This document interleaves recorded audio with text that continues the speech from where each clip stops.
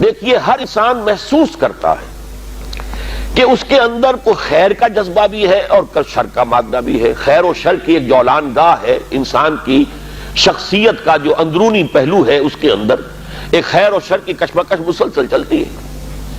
چنانچہ جدید سائیکالوجی نے بھی، آپ کو معلوم ہے کہ جس کے بابا آدم اب فرائیڈ شمار ہوتے ہیں، انہوں نے انڈ اور لیبیڈو، یہ تو ہے حیوانی تقاضوں کے لیے.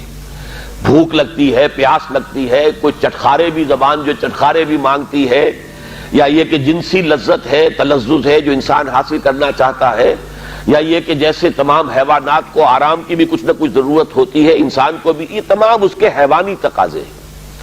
لیکن اس کے ساتھ ہی وہ کہتا ہے کوئی ایگو بھی ہے انسان میں، کوئی خودی بھی ہے، کوئی انا بھی ہے. انسان نرا حیوان نہیں ہے. اگرچہ جو فلسفہ ڈاروین کا ہے اس نے تو انسان کو نرا حیوان بنا دیا، وہ تو اس کے علاوہ کسی اور چیز کو کسی درجے میں بھی تسلیم اور ریکگنائز ہی نہیں کرتا. لیکن فرائیڈ کا میں کم سے کم اس درجے میں قائل ہوں کہ اس نے تو ویسے انسانی شخصیت کے 3 لیولز کو ریکگنائز کیا ہے، اور وہی 3 لیول ہے جو قرآن بیان کر رہا ہے. اگرچہ وہ جو پہلا لیول ہے اس کو تو یقیناً اس نے صحیح سمجھا ہے، لیکن دوسرے اور تیسرے لیول کو وہ صحیح طور پر آئیڈینٹیفائی نہیں کر سکا اور ایک دوسرے سے ممیز نہیں کر سکا. یعنی انڈ اور لیبیڈو یہ تو حیوانی تقاضے ہیں، جس کو قرآن کہتا ہے نفس امارہ، انسان کا وہ نفس کی جو اسے بدی کا حکم دیتا ہے. اس لیے کہ ظاہر بات ہے پیٹ کھانے کو مانگتا ہے، اسے اس سے غرض نہیں کہ حلال ہے یا حرام ہے. چٹخارا جو ہے وہ تو اپنی تسکین چاہتا ہے، اسے اس سے بحث نہیں کہ کوئی چیز جائز ہے یا ناجائز ہے. شہوت کا جذبہ جب برانگیختہ ہوتا ہے تو اسے تو اپنی تسکین چاہیے، سیکشول گریٹیفیکیشن جسے آپ کہتے ہیں، سینشول گریٹیفیکیشن.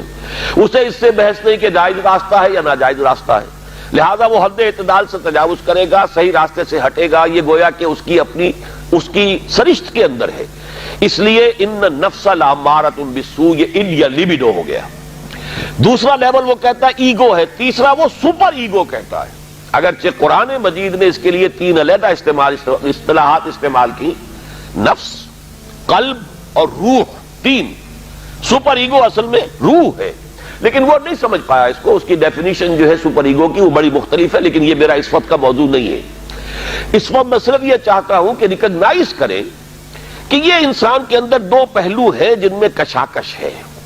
ایمان مجھے روکے ہے تو کھینچے ہے مجھے کفر، کعبہ میرے پیچھے ہے کلیسا میرے آگے ہے. ہر انسان کو محسوس ہوتا ہے کہ ہے. اب اس میں ہر شخص یہ سمجھتا ہے کہ اگر کوئی شخص با ہمت ہے، دنیا میں کوئی بڑا کام کرنا چاہتا ہے، ایک تو یہ کہ عام آدمی ہے، حیوانوں کی سطح پر بس اپنے تقاضے پورے کیے اور زندگی بسر کر دی، بتا دی، جس کو میں کہا کرتا ہوں کہ زندگی اس نے نہیں بتائی، زندگی نے اسے بتایا ہے. زندگی نے اسے گزارا ہے، اس نے زندگی نہیں گزاری. زندگی تو وہ شخص گزارتا ہے جو اپنا کوئی ہدف معین کرتا ہے، کوئی آئیڈیل، کوئی آدرش، کوئی نصب العین وہ اس کی زندگی میں ہے، جس کے لیے وہ محنت کرتا ہے، بھاگ دوڑ کرتا ہے، اس کے حصول کی کوشش کرتا ہے. اب جو شخص بھی اپنے سامنے کوئی ہدف رکھے گا، مقصد رکھے گا، آدرش رکھے گا، اسے جو کام کرنا ہے اس میں اسے یقیناً اپنے نفسانی تقاضوں کو مارنا پڑے گا، دبانا پڑے گا. ساری رات سوئیں گے اگر پاؤں پھیلا کر تو زندگی میں کہاں اونچا مقام حاصل کریں گے. آپ انگریزی میں بھی محاورہ جانتے ہیں، burning mid night oil, mid night lamp, ساری رات آدھی رات جاگ کر کام کرتے ہیں. تبھی تو یہ کہ جو حضرت علی نے بھی کہا ہے کہ یغوث البحر من طلب العالی ومن طلب العلا سہر اللیالی. جو شخص چاہتا ہے کہ میں موتی سمندر کی تہہ میں سے نکال کر لاؤں تو اسے ظاہر بات ہے کہ اسے سمندر میں غوطہ لگانا پڑے گا.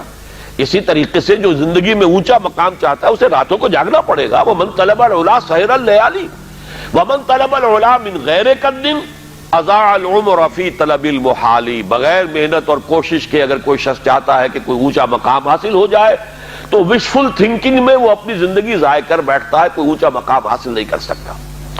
گویا کہ کوئی بھی صاحب ہمت آدمی دنیا میں کوئی کام نہیں کر سکتا جب تک کہ اپنے حیوانی تقاضوں کو ذرا دبائے نہ، قابو میں نہ رکھے، اپنے کنٹرول میں نہ رکھے. اس کے لیے لفظ ہے سیلف کنٹرول، ضبط نفس.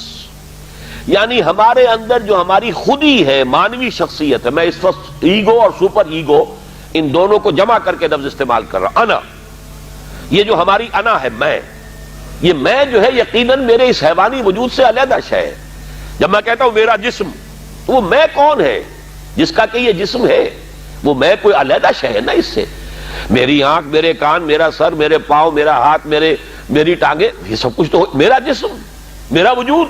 میں کون ہے؟ وہ انا ہے، وہ خودی ہے، وہ ایگو ہے، وہ سیلف ہے. تو یہ جو خودی ہے، یہ جو سیلف ہے، یہ جو انا ہے، یہ جو ایگو ہے، یہ اگر اتنا قوی نہیں ہے کہ وہ اپنے حیوانی تقاضوں کو کنٹرول میں رکھ سکے تو پھر زندگی میں کوئی بڑا کام وہ نہیں کر سکتا. پھر زندگی اسے گزار جائے گی، وہ زندگی بسر نہیں کرے گا. تو گویا کہ ضبط نفس ہر صاحب ہمت اور کسی بھی صاحب مقصد انسان کے لیے لازم ہے کہ وہ اپنے نفس کو کنٹرول کرے. اب ظاہر ہے اس کے لیے یہی کرنا پڑے گا تاکہ ہم اپنے آپ کو خوگر بنائیں، بھوک کا، پیاس کا، سختیوں کا، رات کو جاگنے کا، مشقتیں جھیلنے کا خوگر بنائیں.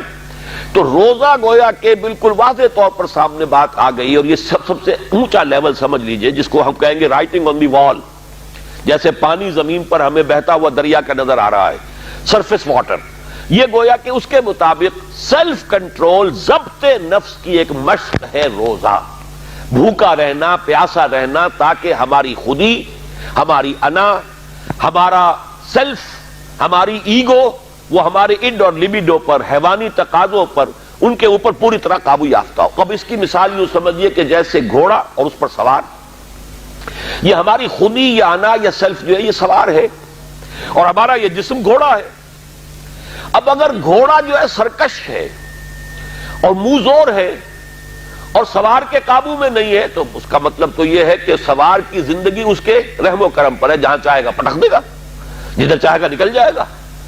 لیکن اگر سوار جو ہے وہ طاقتور ہے، مضبوط ہے، گھوڑے کے اوپر اس نے قابو کیا ہوا ہے، اس کی دونوں رانے جو ہیں وہ بھی گھوڑے کو محسوس ہو رہی ہیں کہ میری پسلیوں کے اندر پوری قوت کے ساتھ دسی ہوئی ہیں، لہذا وہ گھوڑا جو ہے اب حکم مان رہا ہے اپنے سوار کا. تو اب یہ کہ انسان جو ہے اس سواری کے ذریعے سے اپنا جو بھی مقصد ہے، جو منزل ہے، وہاں تک پہنچ جائے گا.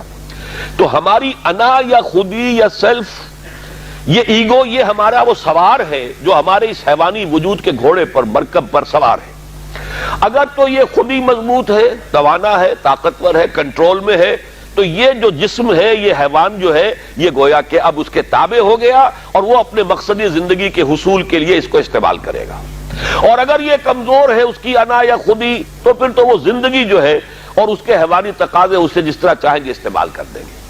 تو پہلی بات ہوئی کہ یہ ضبط نفس ہے. اور ایک بات یہاں پر تھوڑی سی اور واضح کر دوں، اسلام نے سیلف انیہیلیشن کی اجازت نہیں دی ہے، سیلف کنٹرول کی اجازت دی ہے. یہ جو راہبانہ تصورات رہے ہیں دنیا کے مذاہب کی جو تاریخ ہے، اس میں تو سیلف انیہیلیشن، اس نفس کو کچل دو، کچل دو، کچل دو.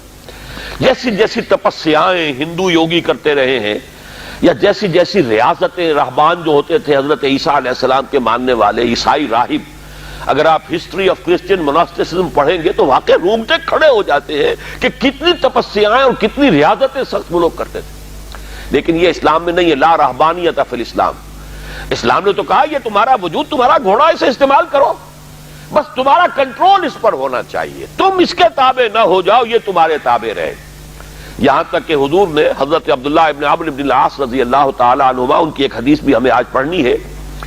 حضرت عمرو بن العاص جو ہیں وہ تو بڑے سیاستدان اور جرنیل، وہ تو اور طرح کے انسان تھے مزاجی اعتبار سے. اور یہ جو ان کے بیٹے ہیں عبداللہ ابن عمرو بن العاص، یہ انتہائی زاہد و عابد، انتہائی زاہد، ہر روز روزہ اور پوری پوری رات کھڑے ہیں، نوافل پڑھ رہے ہیں. تو حضور کو جب معلوم ہوا، بلایا، یا عبداللہ اولم اخبر انک تصوم الدہر و تقوم اللیل. اے عبداللہ، مجھے تو یہ خبر دی گئی ہے کہ تم ساری رات کھڑے رہتے ہو، نماز پڑھتے ہو، نہ تمہارا سروکار اپنے گھر والوں سے ہے، نہ بیوی سے کوئی تعلق ہے، نہ کسی اور سے ہے، اور پورا ہر روز روزہ رکھتے ہو. انہوں نے عرض کیا، بلا یا رسول اللہ، حضور ایسا تو ہے، کیسے انکار کرتے؟ فرمایا لا تفعل، ہرگز مت ایسا کرو. فَإِنَّ لِنَفْسِكَ عَلَيْكَ حَقًّا. ذرا یہ حدیث کے ان الفاظ کو نوٹ، تمہارے نفس کا بھی تم پر حق ہے. اس نفس کو کچلنا نہیں ہے، اس کو کل نہیں کرنا ہے، سیلف انیہیلیشن نہیں ہے، اس کا بھی حق ہے. تمہارا حق ہے کہ تم اپنے نفس کو تغذیہ بھی فراہم کرو، تقویت بھی دو، اس کے تقاضے پورے کرو، اس کے لیے مناسب وقفہ آرام کا بھی رکھو، یہ نفس کے بھی حقوق ہیں۔ وَإِنَّ لِنَفْسِكَ عَلَيْكَ حَقًّا وَإِنَّ لِزَوْجِكَ عَلَيْكَ حَقًّا وَإِنَّ لِزَوْرِكَ عَلَيْكَ حَقًّا، تمہارے نفس کا بھی تم پر حق ہے، تمہاری بیوی کا تم پر حق ہے، تمہارے جو بھی آنے والے ملنے والے ہیں، وزٹرز ہیں، زیارت کرنے والے، ان کا بھی تم پر حق ہے، تو سب کا حق ادا کرنا ہے۔ تو اس نفس کا بھی حق تو ادا کرنا ہے، لیکن اسے کنٹرول میں رکھنا ہے۔ تو پہلی بات تو یہ سمجھ میں آئی کہ صوم ایز سچ، ابھی رمضان کا ہم نے کوئی تذکرہ نہیں کیا، یہ صوم جو ہے کھانا پینا کچھ عرصے کے لیے روکنا، کچھ اور اپنی خواہشات پر قدغن لگانا، یہ گویا کہ ایک ایکسرسائز کے طور پر سامنے آئی سیلف کنٹرول کے لیے۔ لیکن اس سے اگلا مرحلہ آتا ہے، اگر یہ ایکسرسائز میں نے خود معین کی ہوتی تو اس کا مسئلہ کچھ اور ہوتا، لیکن چونکہ یہ ایکسرسائز جس کا نام صوم ہے یہ اللہ نے فرض کی ہے، گویا کہ اگر میں کچھ نہیں کھا رہا ہوں تو اس لیے نہیں کھا رہا کہ اللہ کو اس کا کھانا اس وقت پسند نہیں ہے، میں اگر نہیں پی رہا ہوں تو اس لیے نہیں پی رہا کہ اللہ کی طرف سے اجازت نہیں ہے، میری منقوہ بیوی موجود ہے لیکن میں اگر اس سے اس وقت ہم بستر نہیں ہو رہا تو اس لیے نہیں ہو رہا کہ میرے رب کا حکم نہیں ہے۔ گویا کہ اب یہاں کیا معاملہ ہوا کہ خودی کو مضبوط کرو لیکن پھر اسے خدا کے سامنے جھکا دو۔ یہ جب انسان کی خودی مضبوط ہو، پہلا مرحلہ تو یہ ہے، اگر آپ کی خودی مضبوط نہیں ہے اور ایاک نعبد و ایاک نستعین اندر سے نفس کہہ رہا ہے کہتے رہو تم ایاک نعبد و ایاک نستعین، میں تو نہیں مانتا حکم، تم جھک بھی گئے ہو رکوع میں، تمہارا جسم تو جھکا ہے، تمہاری مانوی شخصیت تو اکڑی ہوئی کھڑی ہے، وہ جھکنے کو تیار ہی نہیں۔ وہ جو کہتے ہیں مولانا روم کہ نفس ما ہم کم طرف فرعون نیست لیکن اورا عون نیست، میرا نفس بھی فرعون سے کوئی کم تو نہیں ہے۔ فرعون نے کہا تھا الیس لی ملک مصر، کیا مصر کی بادشاہی میری نہیں ہے؟ وہذہ الانہار تجری من تحتی، اور یہ سارا اریگیشن سسٹم میرے کنٹرول میں، جس کو چاہوں پانی دوں جس کو چاہوں روک دوں۔ اسی طرح میرا جسم کہتا ہے، میرے اندر کا نفس کہتا ہے یہ میرا وجود ہے، اس میں میرا حکم چلے گا، میں نہیں جانتا کیا حلال کیا حرام، کون خدا کیا اس کے احکام۔ تو یہ جو نفس کہتا ہے نفس ما ہم کم طرز فرعون نیست لیکن اورا عون نیست، چونکہ فرعون کے پاس لاؤ لشکر بھی تھا، اس نے ڈنکے کی چوٹ بھی کہہ دیا انا ربکم الاعلی، میرے پاس لاؤ لشکر نہیں ہے، میں کہہ تو کچھ نہیں سکتا، لیکن میرا نفس اندر سے یہی کہتا ہے کہ یہ میری اقلیم ہے، یہ میری سلطنت ہے، اس پہ میری مرضی چلے گی۔ اس حوالے سے جب تک کہ انسان کی خودی جو ہے قابو یافتہ نہیں ہے اپنے وجود پر، اس وقت تک اس کا یہ کہنا ایاک نعبد و ایاک نستعین بے معنی ہے، اس کا کوئی مفہوم ہی نہیں۔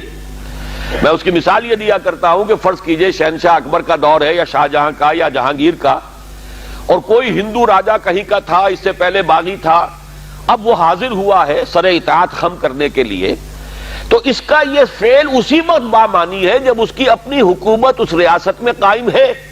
اگر معلوم ہو کہ وہ تو وہاں بغاوت ہو چکی، وہاں تو کسی اور کی حکومت ہے، اب یہ آیا ہے اطاعت قبول کرنے کے لیے، تو اس کا آنا بے معنی ہے۔ بالکل یہی ہے ہمارا، جب میرا اپنے وجود پر کنٹرول ہی نہیں تو میں کس چیز شے کو اللہ کے سامنے پیش کر رہا ہوں۔ اسلمت وجہی الیک اللہم انی وجہت وجہی الیک واسلمت نفسی الیک، اے اللہ میں نے اپنے نفس کو تیرے سامنے جھکا دیا ہے، تیرے سامنے سرنگوں کر دیا ہے، وہ نفس تو میرا کہنا مان ہی نہیں رہا۔ تو پہلی بات تو یہ ہے کہ خود ہی اتنی طاقتور ہو کہ وہ اپنے وجود کے اوپر حکمران ہو، پھر وہ اپنی پوری شخصیت کے ساتھ اللہ کے سامنے جھکے۔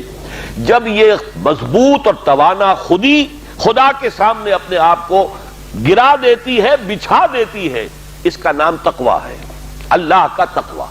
وہ کیفیت نفس کی جس میں ایک یوں سمجھئے وہ شخصیت جو سپلٹ نہیں ہے، جو کہ آرگینک ہول کی حیثیت سے یہ ایک شخصیت ہے، اور اس کے اندر اس کی خودی جو ہے حاکم اور حکمران ہے، وہ خودی اب اپنے آپ کو اللہ کے سامنے سرڈگوں کر رہی ہے، اور اس نے اپنے آپ کو اللہ کے حوالے کر دیا ہے۔ اسلمت نفسی الیک وفوضت امری الیک واسنبت ظہری الیک۔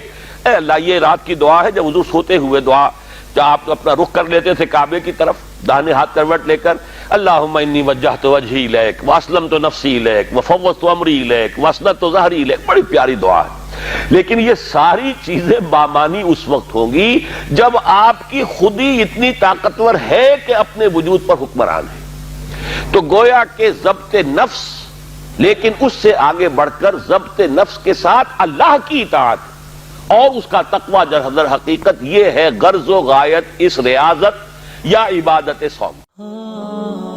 خليل بالقرآن هو إمامنا على هداية الله آمتنا